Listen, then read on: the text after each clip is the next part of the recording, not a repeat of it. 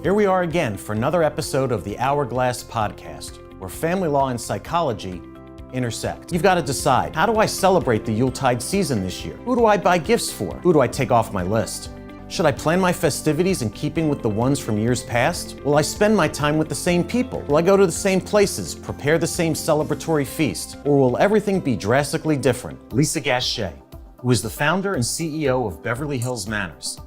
Lisa is a nationally recognized etiquette expert and the author of Beverly Hills Manners, Golden Rules from the World's Most Glamorous Zip Code. Now, getting right to it, Lisa, if you are someone who is right after a breakup or coming through a divorce and the holidays are coming up, are there certain rules of etiquette that you should follow in celebrating the holidays this year? Yes, I believe that the rules of etiquette in terms of holiday season are the same as really any time of the year when you have separated from a spouse. And really what that means is that you're just still putting the children first, right?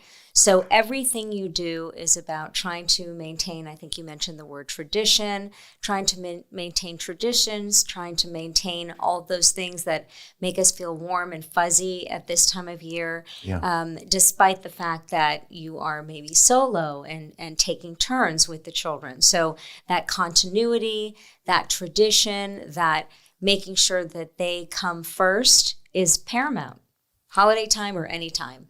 And so what about people inviting their exes over to their holiday traditions?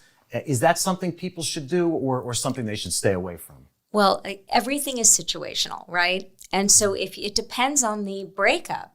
So if you have an amicable, communicative relationship with your ex where everybody is kind and considerate and puts the children first, then I don't see anything wrong with inviting them, right? It's also a two-way street. So if you're extending the invitation, the hope is that they will accept if it is a nice relationship, just again, to have that continuity for the kids.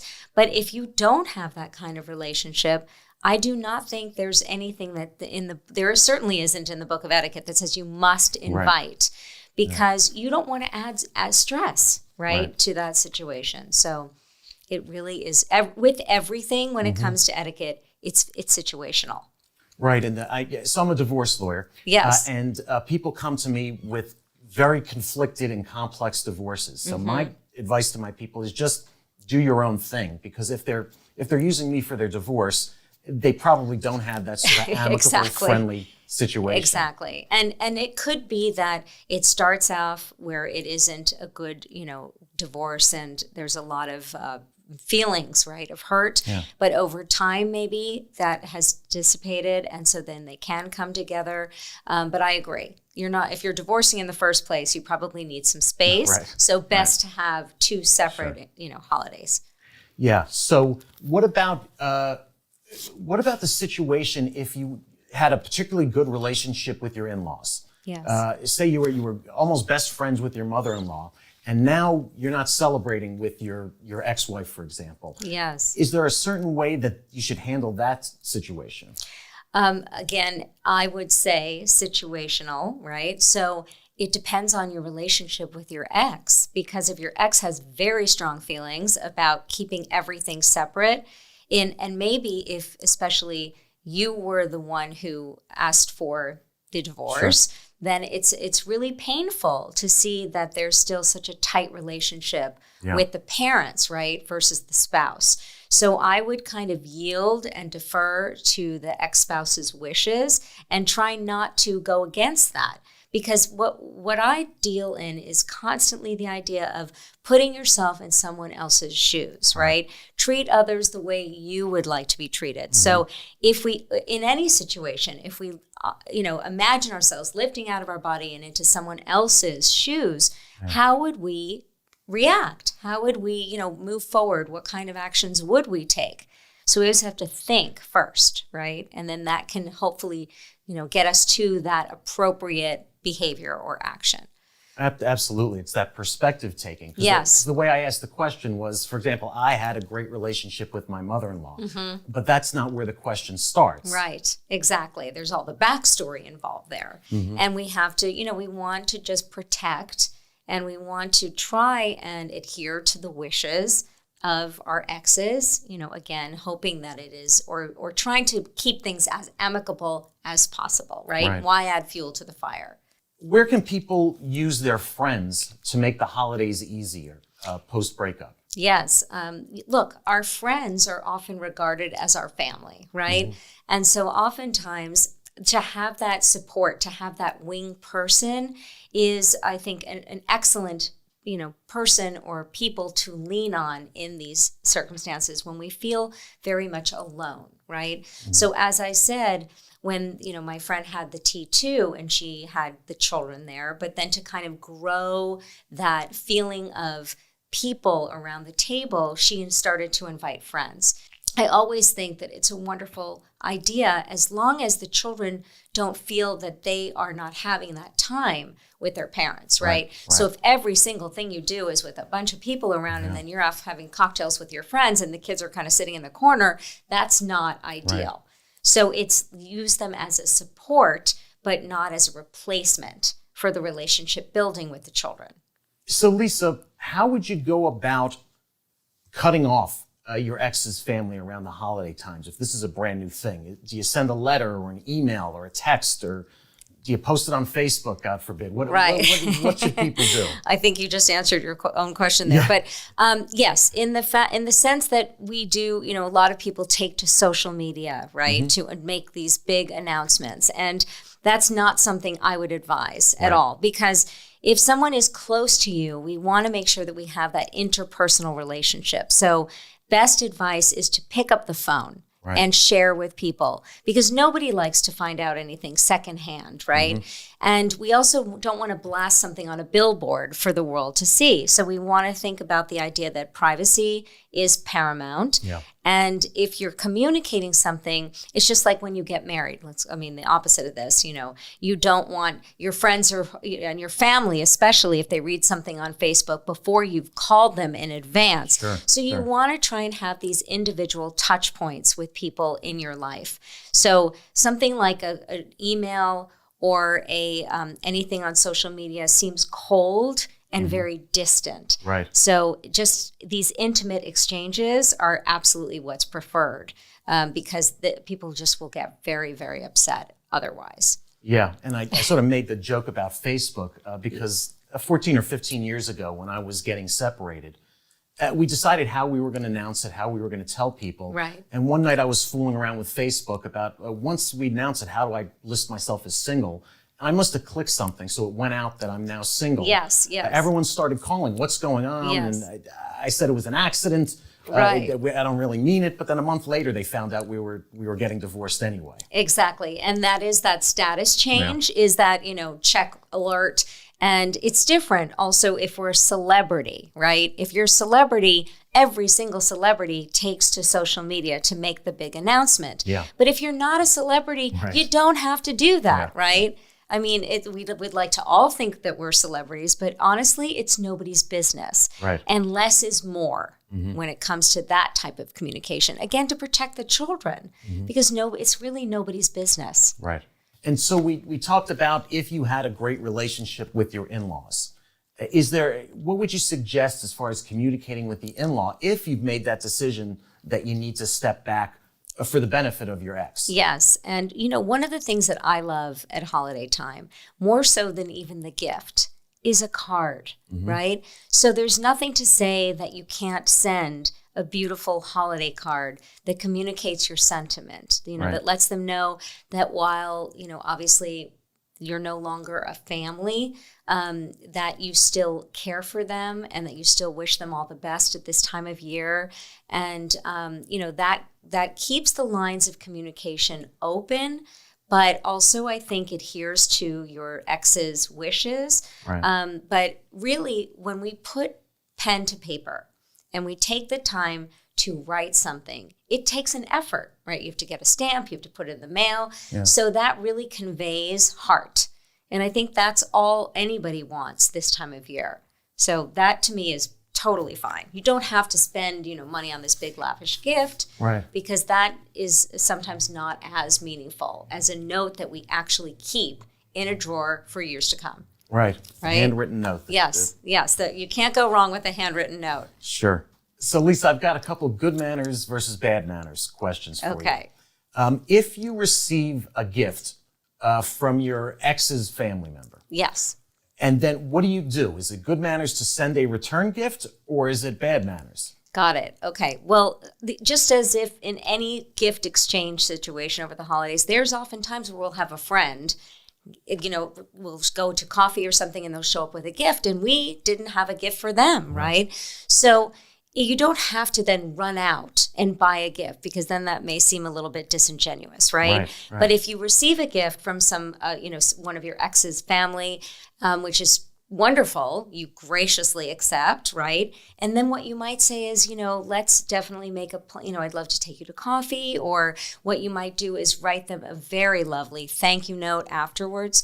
But you don't have to do necessarily a gift in kind if that wasn't already something that you were feeling. Got it. And I don't think anyone should ever feel like, well, I bought them a gift, but they didn't get me a gift, right? Because when we do that, we're giving without looking for that acknowledgement in return, right? Again, as with anything that we give, whether we're married or not married, it's the idea of how good it makes us feel, right? To do so. Okay, another good manners versus bad manners question. We talked about this T2 and having a second Thanksgiving the day afterwards. Yes. What about inviting all of your friends that you shared with your ex into this T2 tradition? Is that a potential bad manners move? Right. Well, I honestly think that it is not bad manners because, unless you and your ex have gone through your list of friends and literally checked off, okay, this is your friend, this is my friend, which hopefully nobody really does that. Right. Then if you feel genuinely, out of the goodness of your heart that you'd like to invite the friends to your Thanksgiving, plus you feel that it would be good for the kids to maintain some of that continuity, I don't think that's bad manners. And I don't think that your ex should put you down or make you feel badly for that. Sure. And in the same way, let's say they decide to have an event and they invite maybe the same group of friends. You have to look at that and say, well, I did that. And so I guess it's okay that my ex does that as well. So totally not bad manners in my book. Got it. So Lisa, I've had a situation with some of my clients where their ex shows up with the kids and it's supposed to just be a drop off. And the ex comes right into the house, right into the celebration. Is there some sort of protocol or what is the proper way to handle a situation like that? Yes. I mean, while you're totally caught off guard, right? You don't want to shame your ex in front of the children. And then the children may be feeling like, are they expecting that daddy or mommy stays, right? And so just like we would graciously welcome in, let's say a lot of times we're invited to a party and someone shows up with, or we show up with an extra person, a sidekick, right? That wasn't invited. You would never turn that person away and say, sorry, you're not on the list, right? Yeah. So we have to welcome them in with graciousness. And so, yes, the ex, you'd have to make a spot for them at the table and just make it work. And not that you have to have a lot of dialogue with them. You don't have to be sitting next to them and become their best friend, but they could be there near the children and you let them just participate. And if you want, perhaps have a conversation afterwards with them, just kind of expressing that if that's your intention, just for our communication going forward, so that we have some dialogue around that in advance, right? Because again, turning the tables and saying, well, how would you feel? Because I actually have some divorced friends where the husband has shown up in exactly that situation. But when the wife tries to show up, then it's no. Persona non grata, right? So it has to work both ways. I mean, rules don't work just for me and not for you. Absolutely. And the thing with all these things you're explaining to us, which are all very helpful, is that they're almost common sense. They are, yes. But when people are under the pressure of the holidays or the tension of a recent breakup, they have trouble just thinking what's the right thing to do. Yes. And so common sense is the key word. But another key word around this is respect, right? We all want to feel respected. We all want to feel loved.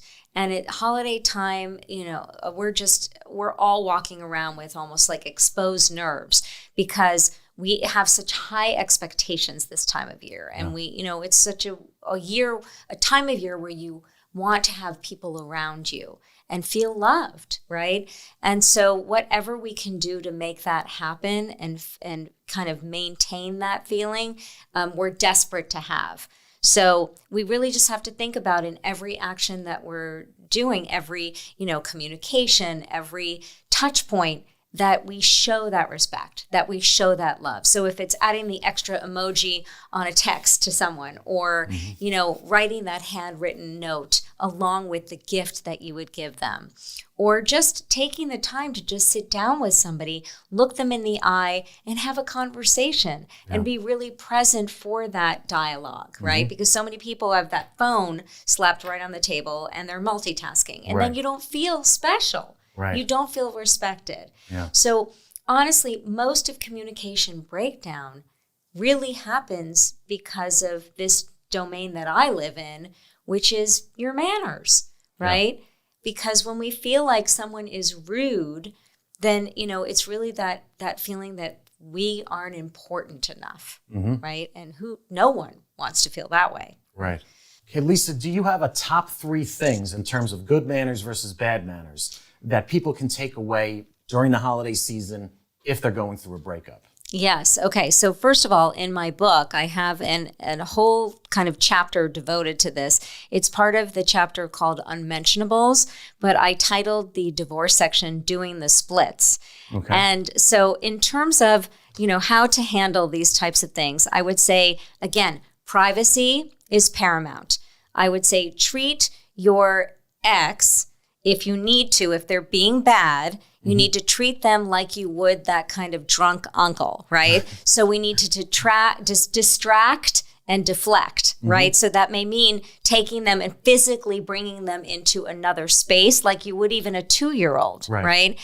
And finally, keep on, you put on that game face, right? So when you are interacting with them, you are always rising above the fray. You're letting things roll off your shoulders. And then that maintains that level of respect because we know we can't control anyone else, right? They could be all kinds of crazy. But how we deal with that, that's the important part. When we rise above, it really helps to smooth over any potential minefield. Great. So if I break it down in Cliff Notes, yes. Handwritten cards, yes. Get on the phone to people, yes. And respect. Yes, absolutely. I love that. Great. Everybody take that to heart this holiday season. Great talking to you today, Lisa. Thank you for having me.